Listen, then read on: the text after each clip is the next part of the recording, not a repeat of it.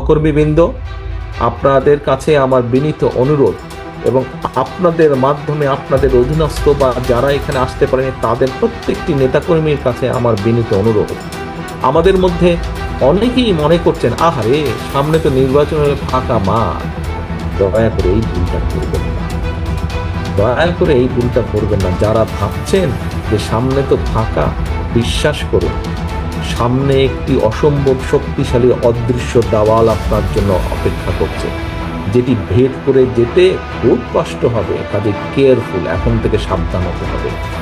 31 দফা নিয়ে যান, জনগণকে বোঝান, জনগণের আস্থা অর্জন করুন, জনগণের প্রত্যাশা পূরণের চেষ্টা করুন। সব প্রত্যাশা আপনি এখনই পূরণ করতে পারবেন না, যদি ইনশাল্লাহ আল্লাহর মতে আমরা সরকার গঠন করি অনেকাংশে সেই প্রত্যাশা আমরা পূরণ করতে সক্ষম হব। কিন্তু সেটির জন্য জনগণ যাতে আপনার আস্থা রাখে, জনগণ যাতে আপনার প্রতি ধৈর্য ধারণ করে, সেই জন্যই আপনাকে সেইভাবে ভূমিকা পালন করতে হবে।